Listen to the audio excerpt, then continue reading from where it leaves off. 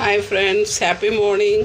பாருங்கள் ஃப்ரெண்ட்ஸ், நான் இன்றைக்கி ஒரு கிளாஸில் ஒரு அரை கிளாஸ் தண்ணி எடுத்து வச்சுருக்கேன்.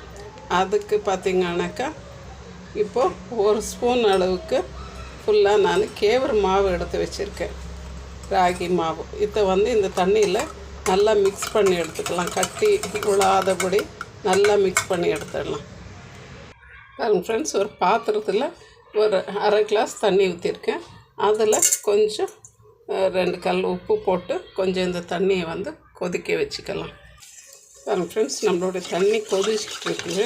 இப்போ இந்த கேப்ப மாவை நம்ம தண்ணியில் கரைச்சி வச்சிருமால அத்தை இதில் ஊற்றிட்டு கை விடாமல் கலக்கிக்கிட்டே இருக்கணும். அது நல்லா கஞ்சி கட்டி விடாமல் வராப்பில் நல்லா கலக்கிக்கிட்டே இருக்கும். பாருங்கள், இப்படி கட்டியே இல்லாத அளவுக்கு நம்ம இதை கலக்கி நல்லா கொதிக்க விடணும். அந்த மாவு நல்லா வெந்து வர அளவுக்கு நல்லா கொதிக்க விட்டு எடுத்துக்கலாம். பாருங்கள் ஃப்ரெண்ட்ஸ், நம்மளுடைய மாவு நல்லா வெந்து வந்துடுச்சு. இந்த மாதிரி கை விடாமல் கட்டியே வராதபடிக்கு நம்ம கை விடாமல் கலக்கிக்கிட்டே எடுக்கும். இன்னும் ஒரு 2 நிமிஷம் இது நல்லா கொதித்து வரணும். பாருங்கள் ஃப்ரெண்ட்ஸ், நம்மளுடைய இந்த கேவர் கஞ்சி ரெடி ஆகிடுச்சு. இப்போ இதை கொஞ்சம் கிளாஸில் ஊற்றிக்கலாம். பாருங்கள் ஃப்ரெண்ட்ஸ், இப்போ நான் ஒரு கிளாஸில் பாதி கிளாஸை அந்த கேவர் கஞ்சி ஊற்றிருக்கேன்.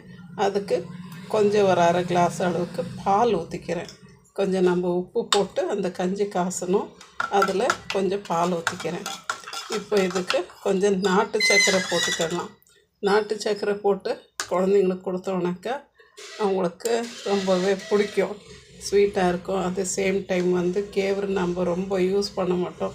இப்படி குழந்தைங்களுக்கு கொடுக்குறது அது ரொம்பவே நல்லது. ஈவன் பிறந்த குழந்தைங்க ஒரு 6 மாதத்துக்கு அப்புறமா இந்த கஞ்சியை கொடுத்துட்டு வந்தோம்னாக்கா குழந்தைங்களுக்கு ரொம்ப ஹெல்த்தியாக இருக்கும். இது நான் பாதியில் இதை கொஞ்சம் இனிப்பு சேர்த்து செஞ்சுட்டேன். இது குழந்தைங்களுக்கு கொடுக்கறதுக்கு ரொம்பவே நல்லாயிருக்கும். பாருங்கள் ஃப்ரெண்ட்ஸ், இன்னொரு பாதி நம்ம எடுத்து வச்சுருந்த அந்த கேவர் கஞ்சிக்கு கொஞ்சம் நான் உப்பு போடுறேன். இந்த உப்பு போட்டுக்கிறேன். நம்ம எவ்வளோ தேவை அவ்வளோ போட்டுக்கலாம். நான் கொஞ்சம் கம்மியாகவே போடுறேன். அடுத்து கொஞ்சம் நல்லா பீட் பண்ணி வச்சுருந்த தயிரை போட்டுக்கிறேன். தயிரை போட்டு மிக்ஸ் பண்ணிடலாம். இது நம்ம கூழ் செய்கிறாப்புல இருக்கும். இது பார்த்திங்கன்னா மார்னிங் ஹவர்ஸில் இந்த 11 மணி அப்படி குடிக்கிறதுக்கு ரொம்பவே நல்லாயிருக்கும். உங்களுக்கு இது எவ்வளோ தண்ணி வேணும் அவ்வளோ ஆட் பண்ணிக்கலாம். மோர் நல்லா மோர் ஆக்கிட்டு இதை மார்னிங் டைமில் கொடுக்கறதுக்கு நல்லாயிருக்கும். பாருங்கள் ஃப்ரெண்ட்ஸ், நம்மளுடைய மோர் தயிர் மோர் ஆக்கிட்டு அதை அந்த கேவர் கஞ்சியில் கலக்கி வச்சுருக்கேன். உப்பு போட்டு இது கூட நான் மோர் மிளகா ப்ளஸ் இந்த வத்தலை போட்டிருக்கேன். இந்த வத்தலையும் போட்டு ரெண்டும் இதுக்கு மேட்சிங்காக இருக்கும். அதே சேம் டைம் ஸ்வீட்டாக செய்யும்போது குழந்தைங்களுக்கு கொடுக்கறதுக்கு கொஞ்சம் பாலும் சர்க்கரையும் போட்டு பிஸ்கெட் வச்சு கொடுக்குறேன். இது மார்னிங் டைமில் குழந்தைங்களுக்கு கொடுக்கறதுக்கு பெரியவங்க குடிக்கிறதுக்கு ரொம்பவே பெஸ்ட்டு ஹெல்த்தியான ஒரு ட்ரிங்க்கு. இது எல்லோரும் குடிச்சு பாருங்கள், என்ஜாய் பண்ணுங்கள், ஹாப்பியாக இருங்க. ப்ளீஸ் ஷேர் பண்ணுங்கள், லைக் பண்ணுங்கள், சப்ஸ்கிரைப் பண்ணுங்கள். இது ஆல் டு ஆல் சேனல்.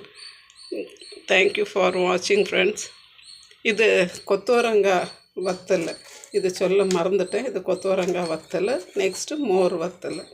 இது 2 வச்சு மோர் மிளகாவும் கொத்தவரங்காய் வத்தல், மிதுக்கு வத்தல், என்ன வத்தலானாலும் வச்சுக்கலாம். ரொம்பவே நல்லாயிருக்கும். தேங்க்யூ ஃபார் வாட்சிங் ஃப்ரெண்ட்ஸ்.